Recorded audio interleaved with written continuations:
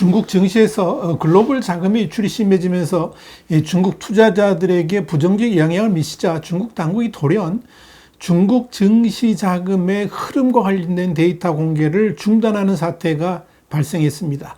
이는 사실상 중국 증시의 중요한 정보를 아예 차단을 해버려서 깜깜이 증시로 만들었다는 점에서 충격을 줍니다. 혼돈에 빠진 중국 증시 상황을 Y타임스가 추적해 봤습니다. 지금 시작합니다.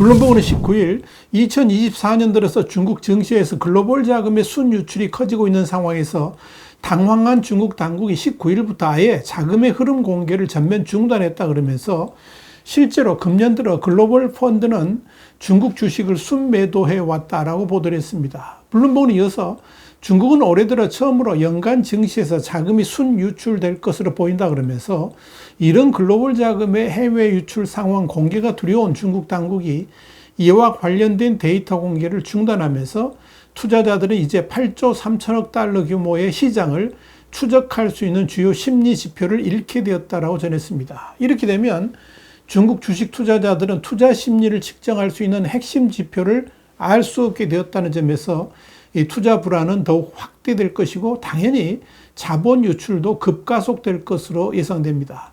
블룸버그에 따르면 중국 증시는 글로벌 자금의 흐름에 대해서 당국이 매우 민감하게 반응을 하고 있는데 지난 16일부터 글로벌 자금 순유출 집계가 마이너스로 전환됨에 따라서 이와 관련된 통계의 공개도 중단된 것으로 보입니다. 물론 중국 당국자들은 증시에서의 변동성을 줄이고 또 중국 증시 투자자들의 관심을 글로벌 자금의 흐름이 아니라 장기 지표에 두도록 하기 위해서 그런 극단적 결정을 취했을 것으로 보이지만 이런 조치 자체가 중국 경제의 불안정성 그리고 중국 투자에 대한 불안감을 더욱 확대시키는 우려를 범할 수도 있다는 점에서 추후 중국 정부의 대응이 주목됩니다. 여기에 대해서 앞테인 아시아 리미티드의 투자이사인 신야오응은 중국 당국은 글로벌 자금의 흐름 데이터를 비공개 처리하면서 자본 유출이 증폭되는 것을 막으려 했지만 그렇다고 해서 문제가 해결되는 것은 결코 아니다. 이렇게 꼬집었습니다. 현재 증시 상황에서 중국 증시 당국이 가장 우려하는 것은 이 글로벌 자금의 순유입보다 순유출이 더 많아지는 겁니다. 실제로 블룸버그는 지난 2016년부터 중국 주식시장에서 홍콩과의 거래 링크를 통해서 구매를 추적하기 시작을 했는데 현재상으로 봤을 때 올해 처음으로 연간 유출이 발생할 가능성이 높다고 판단하고 있습니다. 문제는 중국 증시에서 이렇게 글로벌 자금의 흐름 데이터를 차단하게 되면서 앞으로는 투자자들이 해외 법인이 보유한 금융자산에 대한 중앙은행의 분기별 보고서에 의존할 수밖에 없다는 점입니다. 이렇게 되면 당연히 시차가 발생할 수밖에 없고 다른 기업들의 동향 파악도 사실상 쉽지 않다는 점에서 중국 증시에 대한 글로벌 투자자들의 눈과 귀를 완전히 가리는 결과를 가져오게 될 것으로 보입니다. 현재 중국의 CSI 300 지수는 기대했던 실적 회복이 실현되지 않고 있고 정책 지원이 부족해지면서 5월 정점을 찍은 이후에 9% 이상 하락을 했습니다. CSI 300 지수는 2024년 2.5% 하락하여 4년째 하락세를 이어가고 있고 현지 통화 기준으로 일본 토픽스 지수와 인도의 니프티 50 지수의 약 13% 상승률에 뒤처지고 있습니다. 특히 눈여겨볼 것은 중국의 지방정부 기금이 660억 달러를 투입해서 성장지수 펀드에 막대한 매수 작업을 했음에도 불구하고 주가가 폭락했다는 점입니다. 이와 함께 경제 회복의 조짐도 전혀 보이질 않습니다. 최근 데이터에 따르면 고정자산 투자가 예상 외로 둔화되고 산업 생산이 둔화되는 것으로 나타났습니다. 또한 미국 대선을 앞두고 반중 분위기는 더욱 고조될 것이고 동시에 중국에게 불리한 무역 조치들이 취해질 것으로 예상됨에 따라서 글로벌 자금은 중국을 피할 이유를 더 많이 찾게 될 것으로 보입니다. 로라 왕을 비롯한 모건 스탠리 애널리스트들은 지난 16일 투자 메모에서 더 실망스러운 거시경제 지표가 발표되고 정책 완화가 여전히 기대 난망이어서 시장 심리가 침체되고 있다 그러면서 시장 변동성이 상대적으로 높게 유지될 것으로 예상하며 단기적으로는 방어적인 포지션을 취할 것을 공고한다. 이렇게 밝혔습니다. 중국은 날이 갈수록 데이터 블랙홀이 되어가고 있습니다. 중국은 지난해 주요 경제 통계에 대한 비공개를 전면 시행하면서 이 글로벌 투자자들을 멘붕에 빠지게 만들었죠. 심지어 홍콩 상장 기업에 베팅한 것으로 유명한 투자자 소렌 안달은 컨설팅 및 실사 기업에 대한 급습, 또 해외 기업이 기업 데이터베이스에 접근하는 데 직면한 어려움의 증가로 인해서 중국이 완전한 투자 정보의 블랙홀로 변하고 있다고 말할 정도입니다. 이렇게 투자의 근간이 되는 중요한 경제 데이터를 볼 수 없다면 당연히 글로벌 기업들은 중국을 떠날 수밖에 없고 이 글로벌 자금들 역시 자금을 해외로 이전할 수밖에 없도록 만듭니다. 그래서 소련 안달도 중국 당국의 경제 통계에 대한 폐쇄성은 외국 자금의 지속적인 이탈을 불러오게 될 것이라 그러면서 결국 글로벌 투자자들은 중국을 외면하게 될 것이다. 이렇게 경고를 한 겁니다.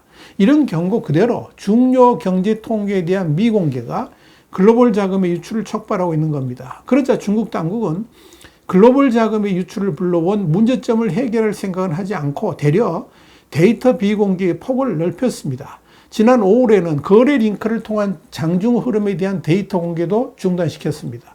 물론 중국에서의 데이터 투명성 부족은 어제 오늘의 일은 아닙니다. 특히 경제나 시장에 유리하지 않은 정보일 경우에 설명 없이 일부 통계 공개가 중단되는 경우가 많았습니다. 그러나 지난해부터 반간첩법이나 국가기밀보호법 등이 강화되면서 경제 등의 주요 통계 비공개는 이제 일상화가 되어버렸습니다. 또 시진핑 주석의 국가안보 강화 조치는 글로벌 기업과 투자자들이 더 이상 중국에 발을 붙이지 못하도록 강제하고 있다라고 봐도 무방할 것입니다. 그런데 우리의 상식으로는 도저히 이해가 안 가는 것은 중국 당국이 투자 환경을 이렇게 만들어 놓고도 중국 경제의 비즈니스 환경은 세계적 수준이라고 자화자찬하고 있다는 점입니다. 중국의 리창 총리는 지난 6월 나렌에서 열린 중국판 다보스 포럼에서 중국은 거대한 시장을 가지고 있다 그러면서 중국 시장에 투자하는 것은 리스크가 아닌 기회이고 글로벌 기업들이 마음껏 사업할 수 있도록 문을 활짝 열어놓을 것이다. 이렇게 말했습니다.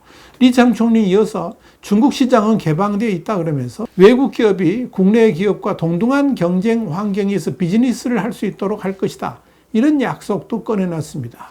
그런데 이 리창 총리가 공식 석상, 그것도 중국판 다보스 포럼에서 했던 말들 되짚어 보면 중국의 현실을 전혀 모르는 이가 아무런 생각도 없이 아주 이상적인 발언들을 쏟아내 놓은 것처럼 보입니다.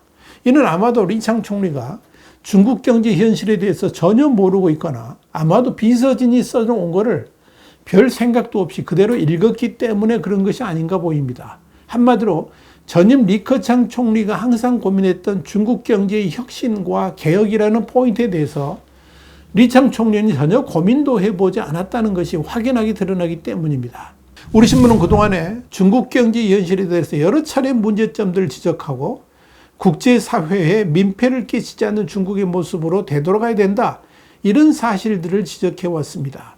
지난 5월 12일에도 중국 기업 심리, 사상 최저로 급락, 악재에 넘쳐나는 중국, 이런 제목의 정세분석 유튜브로는 2699회차를 통해서 유럽연합 기업들의 중국에 대한 투자 의향이 사상 최저 수준으로 곤두박질을 쳤으며 이로 인해서 중국을 떠나는 기업의 물결이 대대적으로 이루어지고 있다 그러면서 이와 함께 외국인 투자 유입도 급감하고 있는 것으로 나타났다. 이렇게 분석 보도를 해드린 바 있습니다.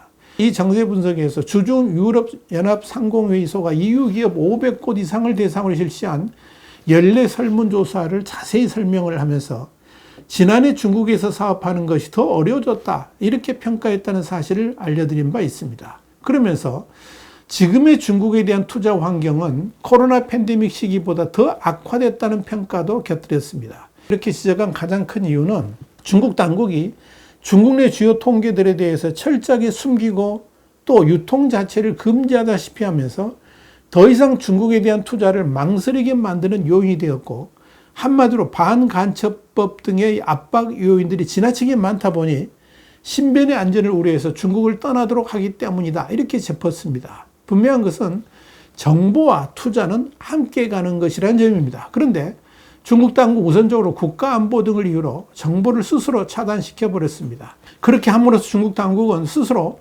서방 세계와의 디커플링을 자초하고 있는 것입니다. 결국 시진핑 3기에 접어들면서 지나치게 국가 안보를 강조하는 정책 때문에 중국이라는 사회 전체가 꽁꽁 얼어붙고 있습니다.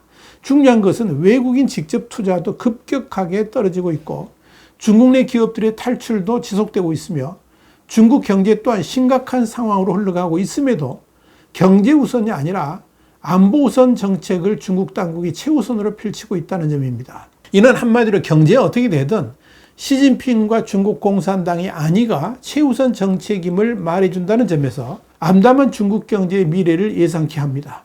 이런 관점에서 중국 당국은 앞으로도 자본주의의 상식에 전혀 맞지 않은 놀라운 발상들을 꺼내놓게 될 것이고 그럴수록 중국 경제는 더 암울해질 것입니다. 이것이 지금의 중국입니다.